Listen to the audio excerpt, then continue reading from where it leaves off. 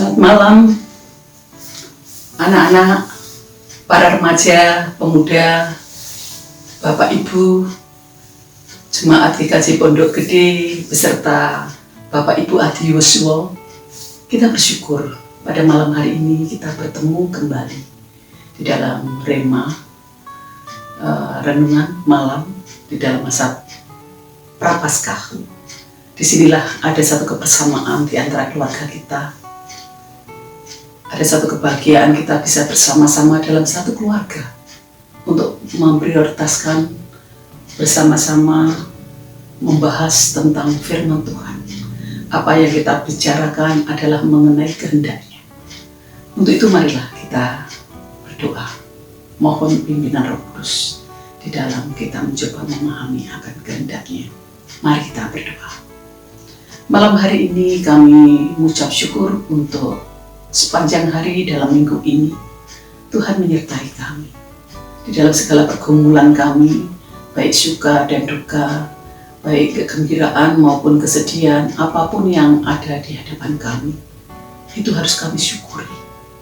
Seperti malam hari ini kami mensyukuri akan kesempatan kami bersama-sama dapat memahami akan kehendak-Mu. Mungkin orang lain menganggap itu hal biasa, tapi secara iman kami mensyukuri.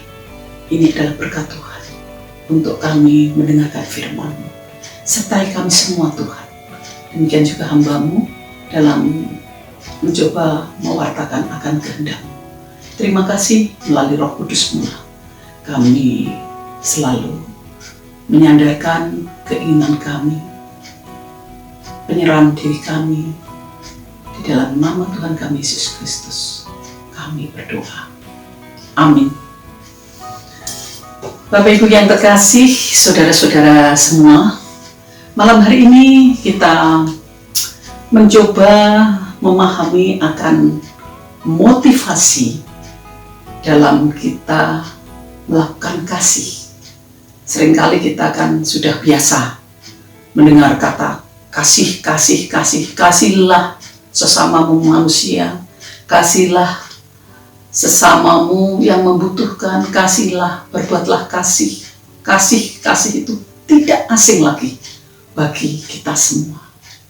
Untuk itu kita akan mencoba membaca firman Tuhan dari 1 Korintus 13 ayat 3. 1 Korintus 13 ayat 3, demikian firman Tuhan. Dan sekalipun aku membagi-bagikan segala sesuatu yang ada padaku, bahkan menyerahkan tubuhku untuk dibakar, tetapi jika aku tidak mempunyai kasih sedikit pun, tidak ada faedahnya bagiku. Saudara-saudara, kalau kita bicara mengenai kata kasih, saya jadi mengingat waktu masa kecil ada lagu tentang kasih juga. Syairnya demikian. Waktu kita ingat mungkin di TK, ya, itu diajarkan oleh guru kita mengenai kasih itu kepada ibu, kasih ibu. Kasih ibu kepada beta tak terhingga sepanjang masa, hanya memberi tak harap kembali, bagi sang surya menyinari dunia. Waktu kecil saya mendengarkan lagu ini, apa ya maksudnya? Tetapi setelah saya bertumbuh, saya melihat bahwa maksud kata-kata ini bagaimana seorang ibu mempunyai kasih yang tidak bisa diukur. Seorang ibu hanya memberi, tidak mengharap kembali. Seperti sinar matahari yang memberi sinar kepada umat manusia, tidak mengharapkan apa yang sudah diberikan itu tidak diingat-ingat kembali. Sepertinya itu. Sehingga lagu ini sangat tepat kalau diberikan satu tempat untuk memperjelas bagaimana unsur motivasi itu di dalam mengasihi. Jadi saudara-saudara, memang kata kasih itu sangat indah sekali untuk kita ungkapkan, kita ucapkan, dan itu apalagi kalau dilakukan. Sering disebut sebagai satu jenis cinta yang murni. Jadi bukan cinta yang mempunyai embel-embel atau motivasi. Kasih itu di dalam satu kekristenan, kalau di dalam bahasa Inggris, kata kasih itu adalah love. Dipakai untuk cinta, kasih sayang maupun rasa suka. Tapi menurut bahasa Yunani, ada 4 kata untuk kata kasih atau cinta ini, yaitu kasih agape, adalah kasih yang tidak bersyarat, yang tidak menuntut sedikit pun kepada anaknya.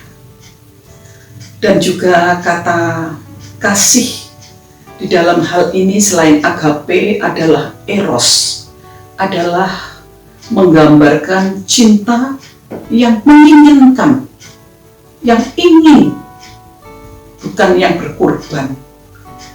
Dan juga ada kasih yang ketiga adalah philia, adalah kasih antar sahabat, antara saudara. Jadi masih ada keterikatan emosional, keterikatan daging, itu adalah philia. Yang terakhir adalah kasih itu storge. Storge adalah ungkapan kasih kodrati, yaitu antara orang tua kepada anak. Jadi memang kodratnya ini adalah mengasihi seperti seorang orang tua dengan anak. Itu adalah storge. Di dalam kepercayaan Kristen, kasih agape inilah adalah yang terbesar dari segala apa yang baik. Kalau kita mengingat satu firman Tuhan itu kan ada firman Tuhan yang mengatakan, demikianlah tinggal ketiga hal ini, yaitu iman, pengharapan, dan kasih. Jadi yang paling besar di antaranya adalah kasih. Kasih adalah satu hal yang paling sukar untuk diterapkan dalam hidup, karena selain tanpa pamrih, itu harus berlaku pada setiap saat dan dalam setiap keadaan serta untuk setiap orang. Jadi tidak terbatas. Tapi manusia pada dasarnya tidak bisa mempunyai kasih ini secara sempurna, karena dari awalnya memang manusia itu adanya dosa, sehingga tanpa disadari ataupun juga disadari, manusia ini lebih mementingkan dirinya sendiri di dalam mengasihi. Coba kalau kita evaluasi diri kita masing-masing, kembali masuk dalam diri. Bagaimana kita lebih mudah untuk mengasihi kepada orang yang ada hubungannya dengan kita. Hubungan apapun. Tidak hanya hubungan persaudaraan, pertemanan, komunitas, tapi hubungan di mana ada satu relasi, hubungan kerja, relasi di dalam satu kepentingan-kepentingan, itu yang mudah kita kasih. Tapi bagaimana kalau kita tidak ada kepentingan? Apakah kita bisa mengasihi seperti yang diteladankan kasih Allah itu? Bagaimana mengasihi untuk umat manusia? Tidak menuntut apapun, tidak ada embel-embel apapun. Kasih adalah cinta yang tidak mengharapkan balasan, tetapi yang diberikan dengan pengharapan agar apa yang diberikan itu bisa membuahkan sesuatu yang baik. Jadi motivasinya bukan untuk kembali kepada diriku, tetapi apa yang diberikan itu bisa memberikan satu perubahan yang baik, membawa hasil yang baik, segala sesuatunya. Di balik itu, saudara-saudara, ada juga orang yang memberikan, mengatakan sudah berbuat kasih. Tetapi di dalam melakukan kasih itu, meskipun mengatakan tanpa pamrih, tidak ada tujuan saya memberikan, yang penting saya memberikan. Ini karena bagian diakonia saya, itu saya akan berikan kepada siapa yang membutuhkan. Kasih begitu saja. Namun kalau diamati secara lebih dalam lagi, ternyata di dalam mengasihi itu hanya untuk melegakan diriku, hanya untuk menyenangkan diriku. Rasanya lego, nek iso bantu wong. Rasanya membahagiakan kalau sudah bisa membantu orang. Apakah ini juga merupakan satu perbuatan kasih yang diinginkan?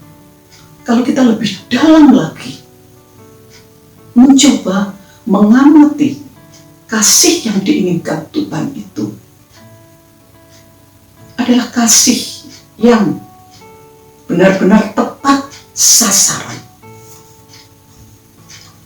Terlalu sering perbuatan kasih justru membawa hasil yang tidak baik bagi orang yang menerima. Itu juga bisa terjadi. Karena orang yang memberikan kasih itu hanya bisa memberikan. Yang penting sudahlah, aku sudah berbuat kasih. Sebenarnya kasih yang benar ini berkait dengan simpati dan empati. Kasih yang benar adalah bermula dari rasa simpati. Kita tergerak hati kita kepada orang-orang yang membutuhkan, mendorong kita untuk melihat dengan mata jasmani kita dan juga mata rohani kita. Apa yang menjadi penderitaan orang yang ada di sekitar kita? Apa yang dibutuhkan mereka? Jadi kita melihat penderitaan, melihat satu kebutuhan-kebutuhan itu. Setelah itu, dari simpati akan berlanjut pada proses empati. Itu harus ada. Jadi rasa simpati itu mendorong kita untuk kita melakukan sesuatu tindakan. Semacam dorongan. Oh ini loh. Ini aku harus berbuat ini, aku harus berbuat itu. Simpati berubah menjadi empati. Itu adalah proses di mana seseorang mulai merasakan apa yang dirasakan orang itu. Tidak hanya tahu, mengerti, oh ya dia butuh ini, butuh ini, butuh ini. Tapi kita harus mencoba masuk di dalam persoalan apa yang dibutuhkan itu. Sehingga apa yang kita berikan itu tepat sasaran. Bisa saja rasa simpati itu kita melihat bahwa dia kelihatannya kurang ini, kurang itu. Apakah benar? Kalau kita mencoba masuk di dalamnya, ternyata yang terdalam kebutuhannya bukan itu.